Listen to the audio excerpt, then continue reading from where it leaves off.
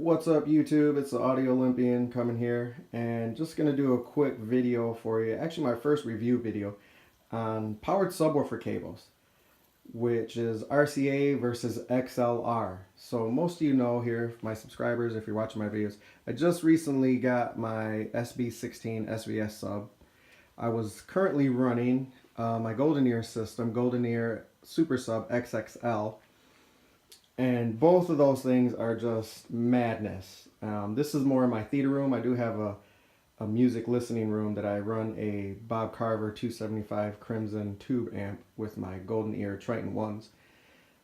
So I listen to my music in there, and in here is where I get the explosions and the booms, and I like that.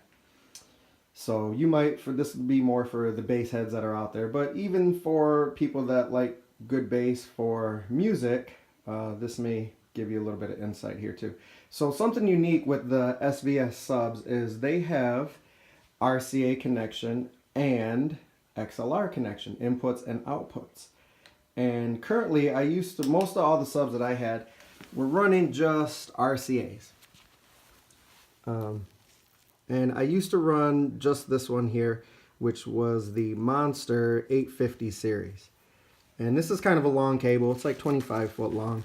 I didn't really need that long, but I wanted to get that high-end model that Monster created. In my opinion, for bass cables, for the subwoofer cables, they make some of the best that are out there. Now that was not the cheapest cable. I think I bought it off of eBay for about 45 bucks, mostly due to its length. And then a few years later, I upgraded to the M1000 series cable. Now this thing here is pretty dense and heavy, and it's really thick, and transports a really good signal. I believe for the powered subwoofer cables, that's important. It's the thicker the cable, at least what I've noticed, thicker cables transfer a thicker signal, or I wouldn't say thicker signal, more of the signal to go through to the sub. So therefore you're going to get more out of the output from your receiver or preamp or however you have it hooked up. So those two are the ones that I've been using here for the past few years. Well, until I just recently received my SVS sub, that one has an XLR output to it. And just for kicks and giggles one day, I decided, well, let me check it out and see what that does. And I didn't have an XLR cable that would reach from my sub here over to my processor. So I had to order one. And I didn't want to spend a lot of money, just did something really quick on eBay. And I got the Monoprice, you might be able to see it here. Yep, the Monoprice XLR cable. I believe this is like a 10-foot cable for the magnificent price of $15 and some change, something like that, free shipping. And Monoprice, if you're familiar with that company, they do make pretty good quality cables at a very great value for people. So I would highly recommend them if you're looking into a few different cables, whether it's headphone cables, 3.5 millimeter, anything like that. I even have a few of their speaker wire cables. But just to go for the review here, I hooked this one up, and wow, I cannot tell you the difference in the more depth and more boom I got from the SVS subwoofer just by hooking up the XLR cable. And being that it was a pretty inexpensive cable, I was totally shocked and surprised. So one of the things I'm going to help recommend for you, if your subwoofer does have XLR output or inputs, I would highly recommend use them. And if your receiver, obviously receiver or your preamp or processor has the connection for it as well, I would highly recommend using that. It's going to give you, and this is more for the bass heads. I haven't really listened to any much music in here on it, but it is going to give you so much more power, so much more depth on your subwoofer using just that XLR cable, and you're going to enjoy it. So that's my quick review there.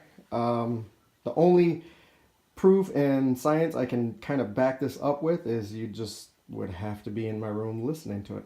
And I understand if I'm going to do a review here a little bit on the subwoofer, you're going to hear my, and let you, do some samples. You're going to hear my room more than you're going to hear the subwoofer. You're not going to feel all the nuances and the depth and feel the rumble of my sofa and your hair or even your eyelashes a little bit shaking once that bass hits you here. But just know that it is happening. And if you do decide to make that jump into the super sub world for the bass heads that are out there, you know, you're definitely going to get your money's worth, whatever companies you go with on those big powerful subwoofers. For the music people, which is why I use the Golden Ear Triton ones, because they have the powered subwoofers built in to the speaker. So, and I don't connect it with it does have the option to connect it direct to your amp with the RCA, which actually would make it more of a separate powered subwoofer, but I don't use it that way. I just connect the speaker up and plug it in.